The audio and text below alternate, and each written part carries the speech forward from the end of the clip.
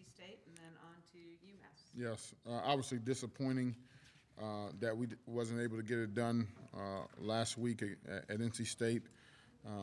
Some things that really showed up that we need to make sure we fix. Number one is turnovers.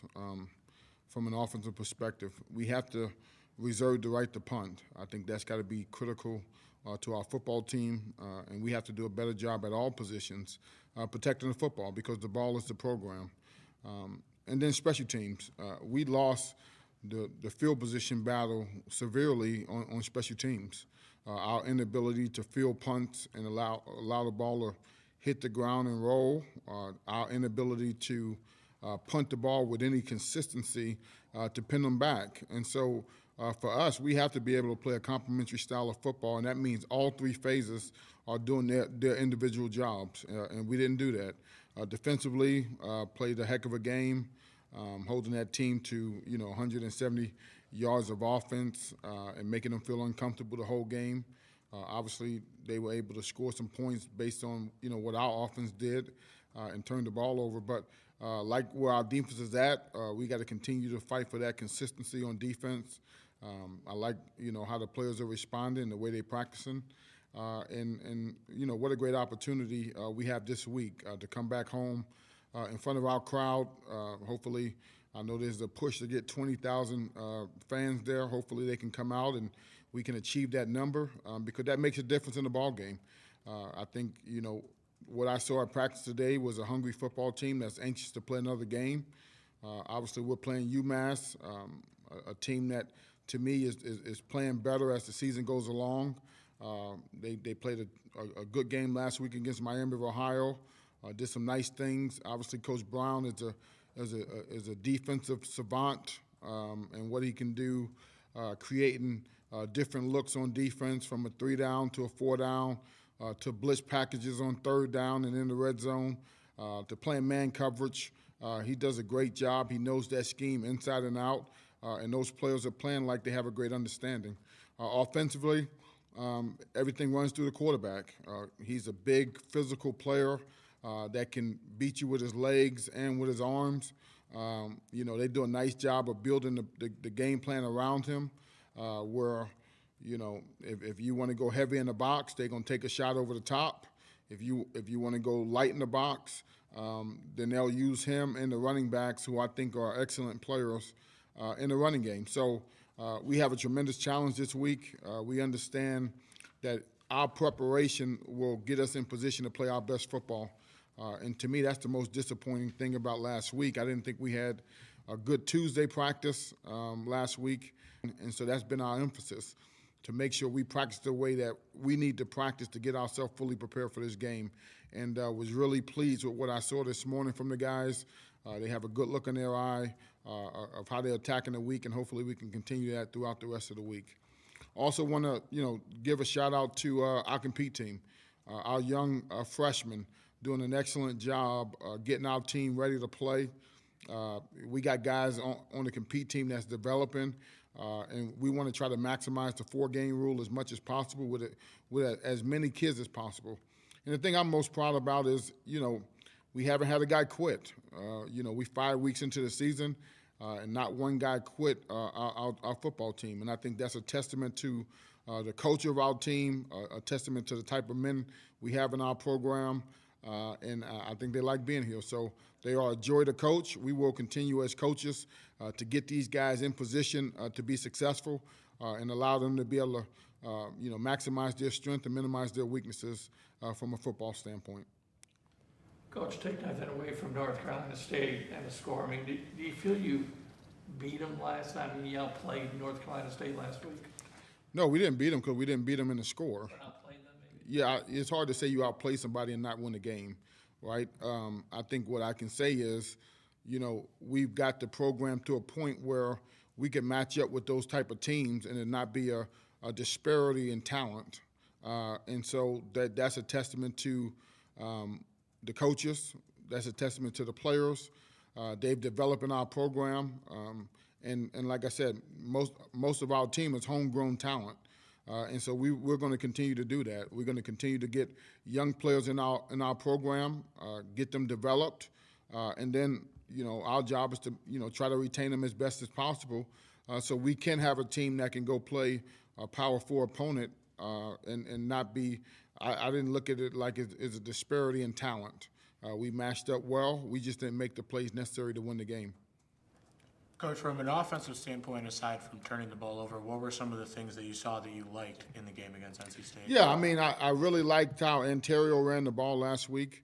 28 carries, and we knew what type of game it was going to be. It was going to be 3 yards, 4 yards. You may pop a 10-yarder, but you got to stay in the fight. And he stayed in the fight, and I thought he did a good job. To me, I told him after the game that was one of his best performances for me, because as a running back, a former running back, and a guy that's coached the position, those are the games where you make a name for yourself. If you want to go to the NFL, that's NFL football right there. 4 yards, 3 yards, 10 yards, 12 yards. And I like what he did. I think, some things, I know we're not hitting on them at the moment, but I think it will come. We had guys down the field, and we took shots down the field that we didn't convert as many as we would like. But we had Cam Thompson running down the field by himself, and we didn't complete the pass. So, we got to continue to be diverse in our play action game and allow guys to have those opportunities. And if we hit 2 or 3 or more of those chances, then you're looking at a totally different game. Were those like the second and third option for him when you talk about Thompson getting free that time, or was he open? No, he was the first option. He ran right by the guy. So, I think for us, you're going to have a decision to make. We're throwing the ball enough down the field that you can't just load up and try to stop the run. So if that's what you want to do, then we'll push the ball down the field. And so we did it against Buffalo and didn't hit it, right? Trayvon Rudolph was wide open against Buffalo. Cam Thompson was wide open. Keyshawn Pipkin was open on the interception, and we didn't give him a good enough ball. So we have to continue to, make the box a little softer. And I think, that's what we're going to focus on, because if we hit 2 or 3 or more of those plays, it's a totally different game. There have been discussions about switching quarterback, or are you guys confident Ethan's going to find his way out of this? Yeah, obviously Ethan knows he needs to play better, but I don't want a quarterback that's looking over his shoulder either. That's not going to allow you to play better. He's our quarterback. We're comfortable with him, but guys got to make plays around him. So, quarterback is the hardest job in all of sports, in my opinion, because everybody looks at it like, okay, you didn't have success. The first sack, fumble, there was a running back that didn't do his job. And so the quarterback has to take the responsibility of that. Or, he makes good passes and guys don't catch him. But a quarterback can't go out there and like Tom Brady said, I can't throw and catch to myself, right? Or his wife said that, right? Or ex-wife or whatever. But, that's a fact. The quarterback position is very, very difficult to play. That's why, most people don't want that responsibility. One thing about Ethan, he has put in the work, he has put in the time. We have to play better around him. And then when we do play better around him, he can't make silly mistakes. And so that's what we're working on. But we believe in him. He's doing a nice job. Guys got to make plays. You mentioned his UMASS team, they're 1-4, but that record's a little deceiving. Yes. Yeah, no, they play a lot better on tape than their record. So I don't think the record has any indication of what type of football team we're playing. And so they have our undivided attention.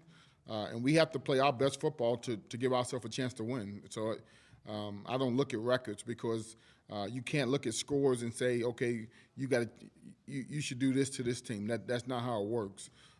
They got a good defense. They got a quarterback that can hurt you in a variety of ways, and they got playmakers around the quarterback. So we have to play good in all 3 phases to give ourselves a chance to play the style of play we want to play. Is their defense similar to what you've seen rather than like last week when you went? No, their defense is very similar to last week in some regards. They will mix in a lot of 3-down stuff. The only difference is they'll mix in some 4-down stuff. So, we got 2 weeks in a row where we're seeing very similar defenses. I would imagine they're going to watch the tape from last week and say some of the things that North Carolina State did to affect us, they will try. And so we got to make sure that we can correct those issues from last week that we had against North Carolina State.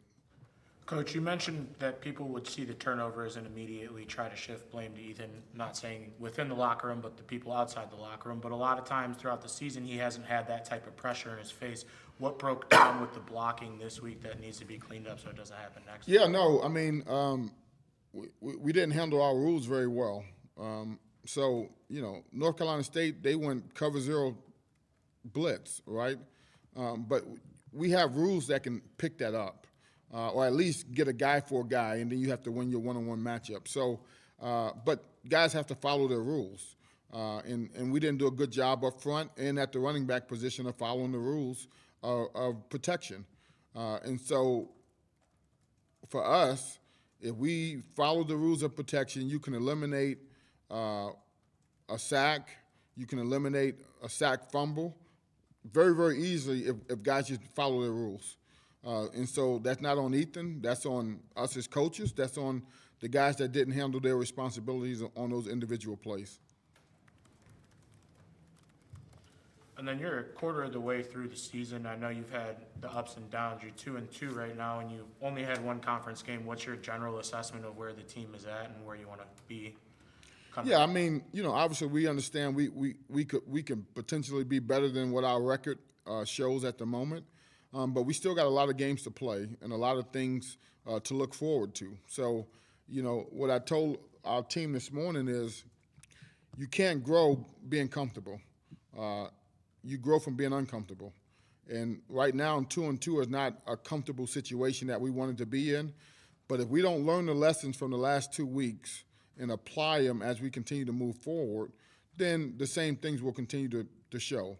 So, but a good team will learn the lessons that we take from these past 2 weeks of things we need to do better and apply them, and then obviously you can play better throughout the rest of the season. And that's the hope.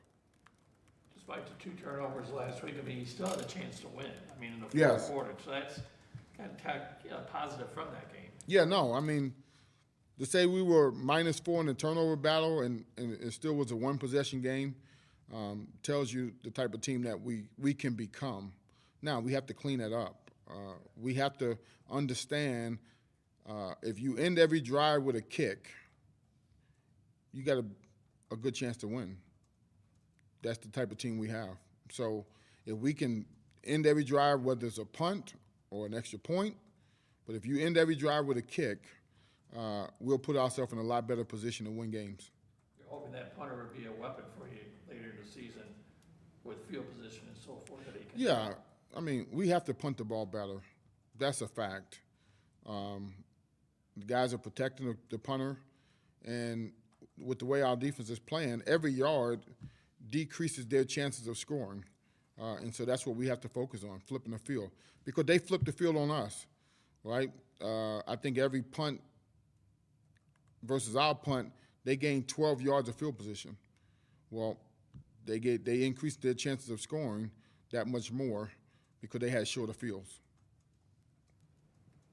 Have you named the captains for this week yet? I did. It is in the game notes. Okay, I will. I put it in the game notes. All right. Because by the time we get to Tuesday, I'm not thinking about – I announced the captains on Sunday. I'm thinking about, third down and red zone and everything else. But I gave it to Donna early. But we do have 2 specialists on as captains this week, Tom Foley and Cannon Woodall. I thought, to give them juice. Devontae O'Malley is one. Skylar Gill-Howard is one, and J.J. Lippy. Those are the 5 captains this week. Do you pick those yourself, or do you get? Yeah, I pick them myself. I didn't Yeah. know if you got any candidates that people give you? No, I wish they would give me a candidate. No, I pick them myself. I think it's important that we've rotated around and gave everybody an opportunity to try to be a captain. But to me, Skylar Gill-Howard has been a phenomenal leader for us this year, and so has J.J. Lippy. So those 2 guys, to me, are permanent captains the way I look at it. And then we got a couple of other guys that I think as we get through everybody will become permanent captains along the way with Jashawn Perfett being one of them as well, Jaden Dolphin. Those guys have been outstanding leaders. But I did want to give all of our seniors an opportunity to be a captain this season. Is there a limit you can only pick for a game, like 5 or 6? Or It just depends. Sometimes we pick 6, sometimes we pick 5. But you can only send 4 out there for the coin toss. So Normally, you'll see 4 guys go out, and then 1 or 2 guys stay back on the numbers because you can only send 4 out. This is insane foreshadowing, but I would assume senior night's going to be crazy trying to pick those captains, right? You know what? Every senior should be a captain. Yep. That would make it easy. I didn't think about it till you just said it, but yeah, every senior should be a captain, and 4 guys go out, and the other 28 stay back. That makes sense. And then as far as like special teams, as far as returns go, Yep. what can you guys do throughout the week? I know the kick return's kind of out of your control when the ball goes through the back of the end zone every Correct. time. But a big punt return, maybe not even a score, but just 20, 30 yards at a time would be huge for the offense. Yeah, first of all, as a punt return, we got to catch the ball. We got to field every kick. And I think if we can field every kick, our guys are doing a pretty good job blocking for the punt returner. But if the ball's on the ground, that makes it harder. We want to return the ball on kickoff return, but the guy kicked it out the back of the end zone every time. So we faced some really good kickers this year as far as putting the ball in the back of the end zone. But we want to try to create an advantage in the return game as best as possible.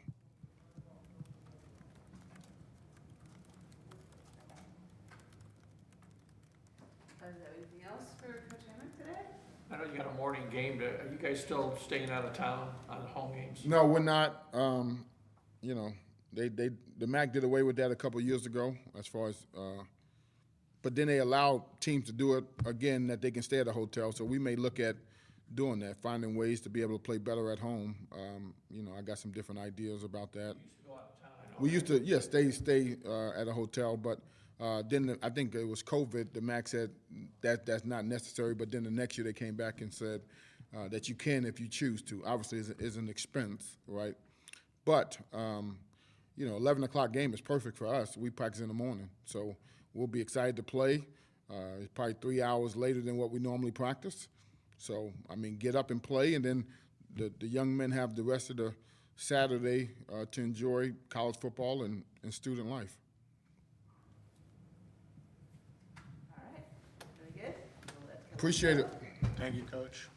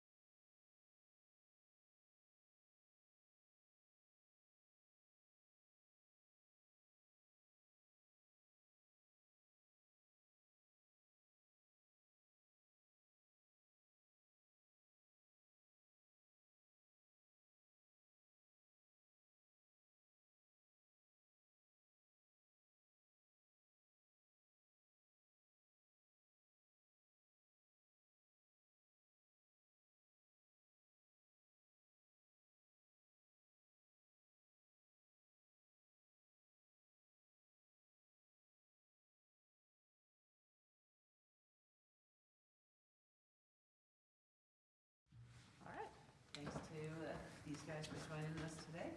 Evan Malcor, offensive tackle, Pierce Opom, defensive end, Ontario Brown, running back. Questions for the Huskies? This one's for both of the offensive guys. Aside from limiting the turnovers, what did you see from the offense that you can build on that you liked against NC State? Evan? I think what we really improved on, or at least the offensive line from the week before in Buffalo, we really improved our strain and just going downfield and just making the extra blocks that other teams aren't willing to do, and just, you know, giving that extra effort that is tough to give when you're playing, you know, 80 snaps as an offensive lineman. From the running back room, it shows that, you know, for these next 8 games that we have, that we can get the ugly yards if that's the type of game it's going to be. And then, you know, as a whole, it shows that the players are there for us. Right now, you know, we're showing minimum execution on what we have to do, but it shows that, you know, if the play's there, we also have other guys, you know, behind, you know, starters that can make plays too.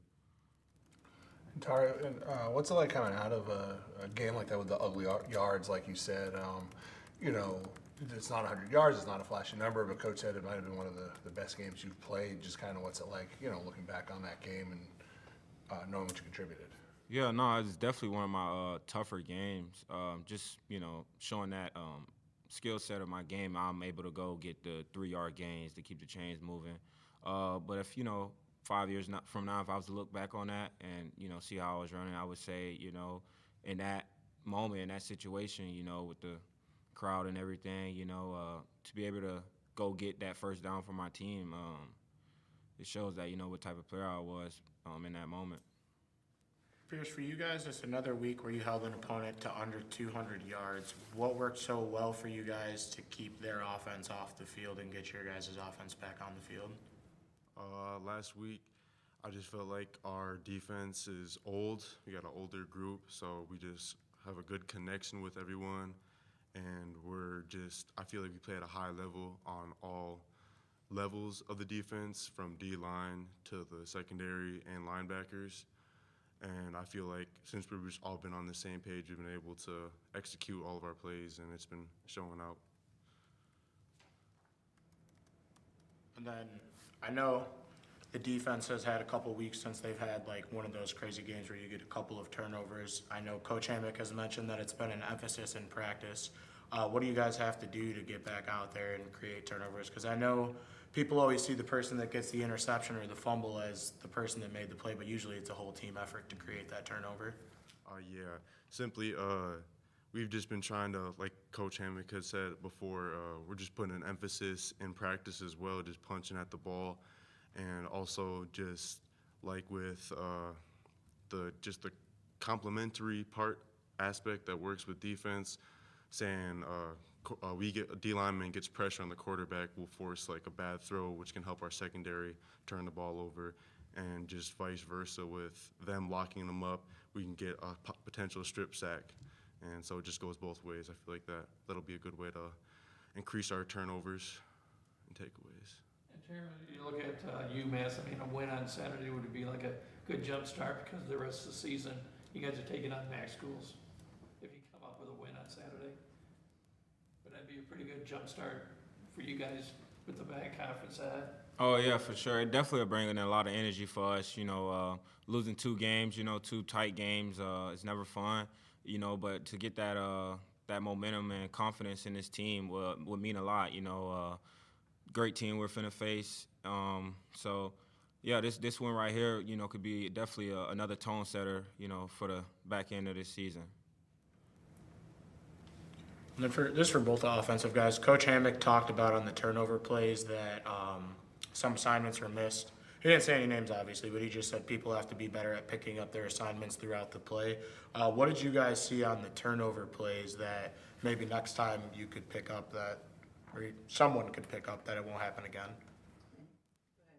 Yeah, I was just going to say, I think it's everybody doing their job at all times. You can never have a playoff because obviously things can happen, at crucial times, and you never know when those plays are going to be. My high school coach always said, 6 to 8 plays in the whole game, decide the game, and you never know when those plays are going to be. So you really just got to hone in on those plays and, just do it. When we do our jobs, we're a great team. We just got to consistently do that. Yeah, like Evan kind of said, just winning your one-on-one, Coach B like to say, nobody knows your job more than you. So, if you know your job, just handle that. Win your one-on-one, the 4 turnovers could have been easily, prevented. So, yeah, just, keying in on your one-on-one on that play. Nothing else matters but, your job, your assignment on that play. And then in those situations, obviously you guys are all brothers, you got to pick Ethan up. How does that go when you get back to the sideline? What are you saying to him to help pick his spirits back up so he can go back out and make plays? Me, personally, I don't really say much to Ethan. He's a high confidence guy. He believes in himself. We believe in him. Just a, tap on the back or something, look, anything to Ethan. He's a guy that's, quickly moving on to the next play. So I feel like for me, I don't really have to say too much to Ethan, Yeah, I think with offense, we're big on body language. I'm just saying, we're all good and going on to the next drive. Just focus on the next play and not focus on the past in the game. Pierce, defensively, you guys haven't given up more than 200 yards the last 2 weeks, both losses. Just kind of what's the mindset of the defense right now and the moving forward from the team's loss on Saturday? Currently, it's just been to keep doing what we've been doing within like the run game and pass game and just executing our defense. But we just want to put a big emphasis on helping our offense get the ball back with turnovers or takeaways. And so that was just like one of our main emphasis is going into next week and just going forward in general is even if we're not able to, we shouldn't be able to let the offense score more points than we do. And we have been letting that happen. And so one way we can do that, avoid that, is just playing better defense and getting the offense our ball. And then Coach had mentioned you guys have had a good week of practice for all three, by the way. Coach has mentioned that you guys had a good week of practice up to this point. What has the point of emphasis been on? And then just in your guys' opinion, what's the energy been like so far? For offense, I know one of the key points in the team meeting earlier or yesterday from Coach Hammock was execution, and that's kind of what we're doing. Like I mentioned, guys are handling their one-on-one, whether if it's getting off the double team, if it's me running through tackles, guys are just executing, that point of where we feel like we're going wrong in the game. So I feel like the execution is there so far throughout this week of preparation, and I think we'll see a lot of it in the game. Defensively, the emphasis, as I've kind of already stated, has been on takeaways, but another big emphasis always when it comes to defense is tackling, as we have left some tackles on the field that showed up in previous games that we want to get rid of. I'd just say a big thing for the offense is accountability. When we're doing everything, we can get better. You got to look at the film from last week and get better. And Coach Hammock's big thing this week is going 1-0, and we got to do that every single day. And today we did that, and we got to stack days. And Tara, in the offseason, you work a lot on catching the ball out of the backfield. That seems to be more of an option with you this year. Yes, sir, I did. I kind of been doing that a lot since I started my career here at Northern. It's just, you got other options and stuff like that, But, I've been doing that a lot, really working on it, asking the coaches, like, hey, coach, like, kind of just put me in that passing game. Let's see what I could do, So, yeah, that's something that I really been wanting to improve on in my game. And so far it's been working out pretty good. So you feel at the next level, obviously, that's going to be an option for you. You can either run or catch. Yes, sir. I feel like at the next level, versatility is really huge, just being able to run the ball, it doesn't get you far in a lot of offenses in the NFL. So being able to catch the ball, pass block, any sorts of those things can really help you. And I feel like that was an eye-opener for me, watching other guys in the league, catch the ball. And I was like, hey, I got to work on that if that's where I want to be at next year. For Ontario, obviously your head coach is a running back. You have a former Super Bowl champion running back in the coaching staff now. What are some of the most valuable things you've learned from those two guys throughout your time here at NIU that have helped you throughout your career? From Coach Hammock, it's just preparation is key, honestly. That's something I kind of I'm really inconsistent with, how I go about practice, super early mornings. But just, that preparation apart from Coach Hammock, if you do it in practice, you'll do it in the game, So if you don't make a move in practice, you try to make that move in the game, it might not work for you. But if you do it in practice consistently, working on it, preparing for, a defender to move a certain way, it'll work out for you in the game. And then Coach White, with him, it's just, about stand on, your routine, whatever it is, rehab, going into a game, remembering your job, stuff like that. Learning that from those two guys, with them being they came from the NFL, I think it'll take me a long ways.